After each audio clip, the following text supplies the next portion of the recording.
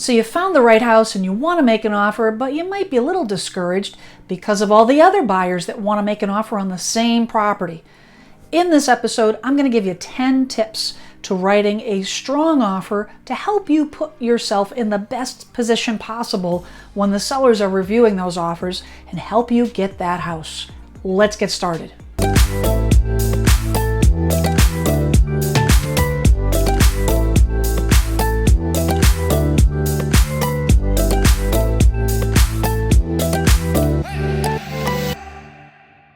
Hi, I'm Sylvester with RE/MAX Platinum here in Plymouth, Massachusetts. Today we're talking about writing an offer.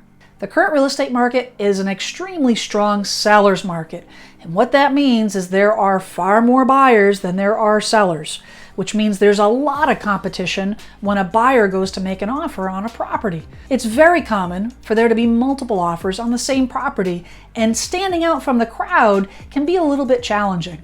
So we're going to go over 10 tips that'll help you put together the strongest offer possible. Tip number 1, a strong pre-approval. Now this may sound very basic, but not all pre-approvals are the same. The first step to getting a strong pre-approval is to work with a local lender. Now, if you don't know a local lender, your real estate agent will be able to refer you a few lenders to choose from, but there are definitely advantages to working with a local lender as opposed to a lender that is outside the area or an online lender. First off, the local lender knows the area. Knowing the local area helps when you're dealing with things like new construction, homeowners association, condominium associations, 55+ associations, or regular homeowners associations like we have at the Pine Hills here in Plymouth. With Plymouth being a coastal town, the local lenders know about the location of certain properties. So whether they'll be impacted by flood zone regulations or how close they are to the bluff and how that will impact their financing. The other important point to consider on the pre-approval is what conditions are listed on that pre-approval. The fewer conditions on the pre-approval, the stronger you will be presented to the seller. Conditions like verification of employment, hard credit checks, those things can be actually checked prior to writing the pre-approval and will provide a stronger pre-approval to the seller. The other important point is that the more conditions on the pre-approval letter, the longer it will take to get your mortgage commitment. And the length of time to get the mortgage commitment is something that the seller will look at. So you want a strong pre-approval, preferably with a local lender, few conditions as possible, in the tightest time frame for mortgage commitment as possible. Now, if you are not financing and you're paying cash, what you'll need is a proof of funds letter.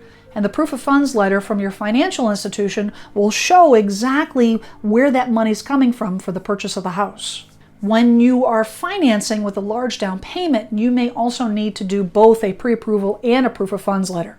If you're doing a large down payment, 20%, 30%, 40% or more, the seller will want to know where those funds are coming from for the down payment of the purchase.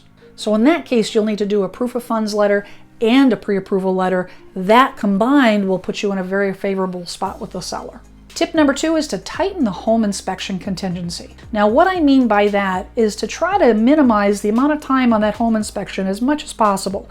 It's customary here to do 10 days to 14 days for a home inspection time frame. During that time frame, you have time to have the home inspected, get the report, review the report, and then report back to the seller if there are any issues that you want fixed or addressed. One way to tighten that time frame is to speak with your home inspector prior to making an offer. Oftentimes, I will reach out to the buyer's home inspector before we make an offer, find out what their schedule is like to see how we can actually, how much we can tighten up that time frame. Instead of 14 days, maybe we can make it 8 days or 7 days to try to make that time period as small as possible. Another option is to actually pre-schedule the home inspection. So oftentimes I will actually get on the phone with the buyer's inspector, put an appointment in place that may be 2, 3, or 4 days, again, as tight as possible to when we anticipate the offer would be accepted, to have that as a standing appointment. And that's a very strong negotiation tool when you go to make that offer, to let the seller know that A, you're very serious about buying the house, and that B, you've already scheduled that home inspection and it's waiting and ready to go. What that'll allow you to do is to schedule the home inspection contingency for 1 day after the home inspection actually takes place. From a seller's perspective, the shorter the time frame, the better. If a buyer's going to back out of a transaction because of a home inspection, they'd rather know as quickly as possible so they can turn around and start the process all over again with a new buyer quickly without losing too much time. Now, another option is to set a minimum repair cost. So what I've seen is the buyers will set a threshold, $500, $1,000, $2,500, and they'll tell the seller that any repairs that come up during the home inspection that are below that threshold, the buyer will assume the cost of those repairs. Anything above will be potentially left open for negotiation. So obviously, the higher that line, that threshold is, the more appealing it is to the seller. An alternative to that would be for safety repairs only. So no minimum threshold, but you tell the seller that you'll only be asking for safety repairs, imminent repairs, things that are major ticket items. The big issue with that is that it leaves a lot of gray area for the buyer and the seller. So something that might be a safety repair for the buyer may not be considered a safety repair for the seller. Now, the last option is to waive the home inspection. Now, as a licensed real estate professional, I cannot recommend that you waive the home inspection. It is to your advantage to have the house inspected by a professional home inspector so that you know exactly what you're buying. However, in this market, with the competitive nature of this market, we're seeing more and more buyers willing to take the chance of accepting the house in its as-is condition just so that they can compete and stand out against the crowd. Whether you waive the inspection is really dependent on the property. A condominium, for example, where the buyers are only typically responsible from the studs in. So all the exterior work, the siding, the roof, the decking typically is covered by the association. That's a little bit less of a risk. A newer condominium where maybe the property is only a few years old. So all your major utilities do not have a lot of wear and tear on the systems. Again, I never recommend waiving the home inspection, but as a buyer, you may decide to make a calculated risk decision based on the property itself. Tip number 3 is to tighten the appraisal contingency. Now, when you are applying for a mortgage, the mortgage company will send out an appraiser, and the appraiser's job is to assess the value of the property in the event that the mortgage company has to take back the property as collateral. They need to make sure that the property matches the appraisal value with the actual purchase price to make sure that you're not overpaying for that property. Now, this becomes a bit of a challenge when you're in a strong appreciating market. Market value, by its very definition, is what a buyer's willing to pay and a seller's willing to sell. That is what determines market value. However, when you're in an appreciating market, that market data, that market value history is constantly a moving target. And when an appraiser from a bank comes in, they're going to rely heavily on just what the closed data is. They don't do forecasting. So it's not uncommon for there to be a gap between what the appraised value is and what the market value currently is. Now, the market that we're in now, oftentimes I'm seeing the appraised value actually, it comes in at one number, and then 6 months or even 3 months later, the numbers actually appear above where the actual closed value is. But we're dealing with today only, and that's where the bank is going to make their evaluation. So when the mortgage company appraises the property, say you have a purchase price of $325 and the appraisal comes out to the property and appraises the property at $300. Now you've got a $25,000 gap. The way that lenders typically work is they will lend based on the appraised value. So if you are doing a 10% down mortgage, they're going to give you 10% of the $300,000 price, not of the $325,000. So you have a gap there that needs to be closed. Now, in a normal market, typically when it's a more even market, typically what we would do is we'd go back to the seller and we would renegotiate that value to bring it down to, try to bring it down closer down to where the appraised value is. We are not in a typical normal market. We're in that heavy seller's market where, to be honest, if this buyer doesn't do it, they'll put it back on the market very quickly, get another buyer that will. So now we're looking at, well, how do we handle that? One option is to set a threshold of where that property needs to appraise. So what you could do is you could set a threshold of the property subject to the property appraising at the list price of the property. So say if the list price on this particular property was $300,000 and the offer, the eventual accepted offer was $325,000, you would say subject to the property appraising at $300,000, with the buyer assuming the responsibility of anything over the appraised value. So what that would mean is that the buyer would then have to cover the difference between the appraised value and the purchase value on top of your down payment. So what that means is if you have a 10% down mortgage, okay, $300,000 appraisal, okay, that means they're going to give you $30,000. You're going to have to come up with the $30,000 for that $300,000 mortgage plus the $25,000 to cover the difference between the appraisal and the sale price. That would be the difference. The property has to appraise at least the purchase price. Now you might say it needs to appraise at least at $310,000, close that gap, and then you'll cover the difference, which is only $15,000. There's a lot of different things that you can do in terms of covering that gap depending on what your cash flow is. You work with your agent to see, what types of different things. I've had people take money out of their 401k to try to cover that difference, give them a little bit more cash flow, which you can certainly do. Now another option is to pay the difference between the appraisal and the purchase price without setting a minimum appraisal amount.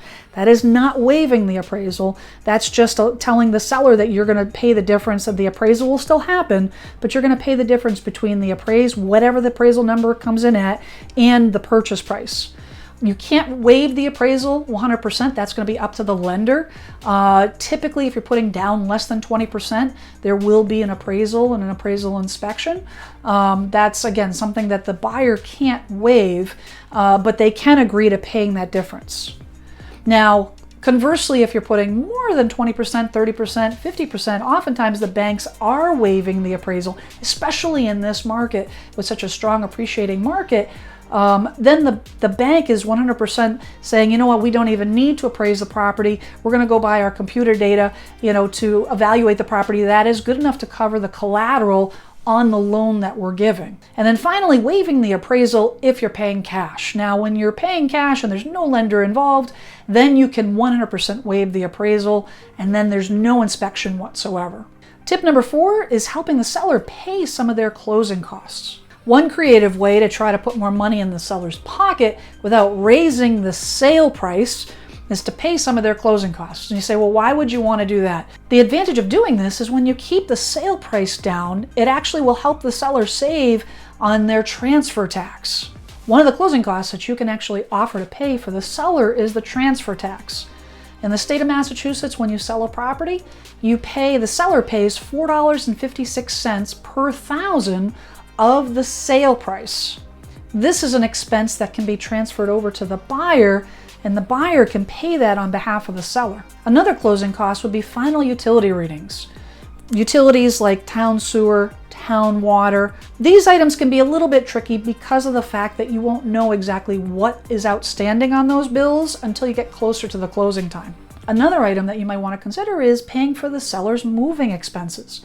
Give them a credit, $2,500 towards their moving expenses to help offset that cost. And then the last item is to actually pay the buyer agent commission on the property. So typically the way it'll work is the listing agent will receive the commission. The seller pays one lump sum commission to the listing agent. The listing agent will then take that commission and pay usually 50% to the buyer agent, the agent that's representing the buyer. Instead of the seller paying the listing agent the entire amount, you offer to pay the buyer agent fee directly, so now the seller only has to pay half of what they're expecting to pay. Tip number 5, offer the seller free rent back. In Massachusetts, the seller needs to vacate the property when the deed is recorded. On the date of the closing, the house needs to be empty. This can be a little tricky, especially in the market that we're in now, where a seller is selling and they need to move directly into the house that they're purchasing. Having a little bit of gap time to move out of their current house and into the new house, it would definitely relieve some pressure on the seller. Now, one thing you definitely want to have is a deadline for that, a week, 2 weeks, a month, depending on what you negotiate and how much time the seller might need. The one thing to keep in mind is in the state of Massachusetts, as soon as you sell that property and the seller's still in that property, the seller now becomes your tenant. And the tenant is now entitled to rights and protections. So it's very, very important that you have an attorney draft an agreement that allows some protection for you in the event that the seller doesn't move when they agree to move.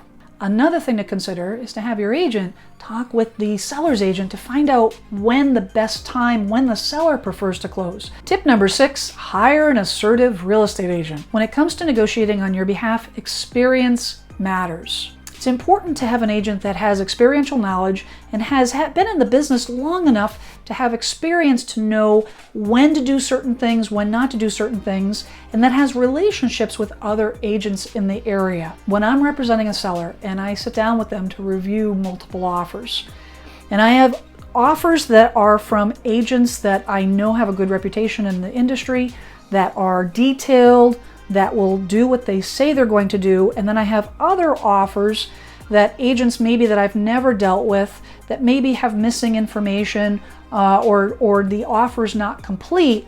There's definitely a divide between those two offers. One of the main things that I make sure I do when I'm representing a buyer is to reach out to the seller's agent immediately when we determine that this house might be the right house.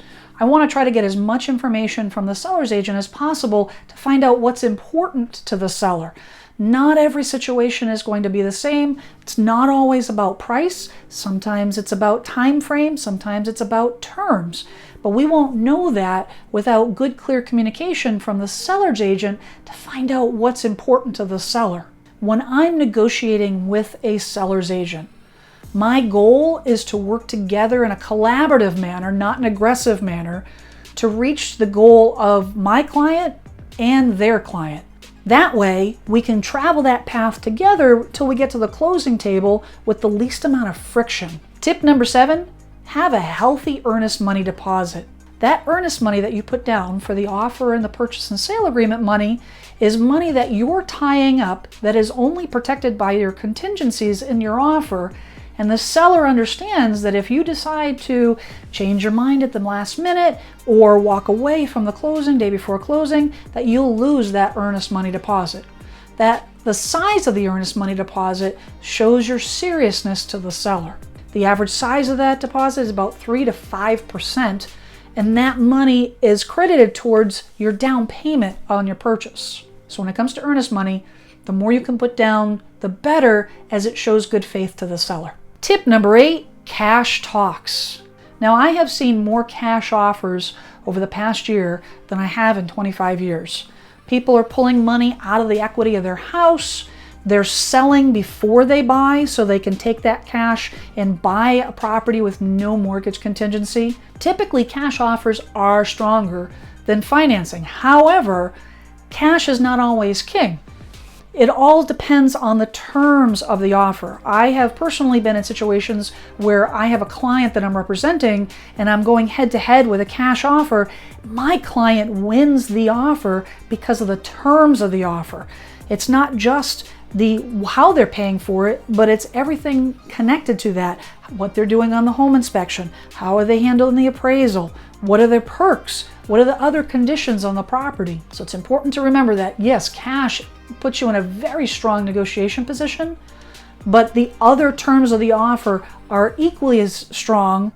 And again, depending on what's important to the seller, the closing date might be stronger, might be more important than actually the financing on how the purchase is being made. Tip number 9, make your best offer. Now, this is definitely something to remember in this market. Typically, you would make an offer and there might be some negotiation back and forth. You make an offer that might be a little bit less than what you're willing to pay. The seller comes back with a counter. We banter maybe a couple times and settle on a number. That is not the circumstance right now. The best avenue for making an offer right now is to go in with your highest and best offer. Oftentimes, the seller will decide which offer that they're going to choose based on surface value. You may not have a chance to come up with your offer. So if you go in at a certain number and say, well, I'll wait for the seller to come back to me and then I'll come up to this number, you may not have that opportunity. Don't expect the seller to counter. come in with the number that you are willing to pay. And by that, I mean, what is the number that you are not going to regret paying for? This is a very touchy subject right now, based on the number of properties that are selling over asking price. The one thing that I tell my clients is pick the number that they're comfortable with. Don't pick a number that you are trying to win the bid. Don't go into it saying, well, I think that this will sell for this, so I'm going to bid this. What you want to do is pick a number that you are comfortable with so that after it closes, you don't have regret. It goes back to what market value is. Market value is what a buyer's willing to pay and what a seller's willing to sell at. You want to look at that particular property and say, what is the max amount I'm willing to pay for that property? And if it sells for more than that, I'm okay with walking away. Now this gets a little bit dicey because in the state of Massachusetts, typically, and this is at the seller's discretion, but typically the buyers don't know. It's not disclosed what the offers are. There may be 10 offers on the table, and each buyer is unaware, completely unaware of what all the other offers are. So buyer 1 versus buyer 2 versus buyer 3, it's blind bidding. You don't know what the terms are. This is where the experience of an agent will come into play. I will always call the listing agent a second time to find out as much information as I can. Sometimes they give you nothing.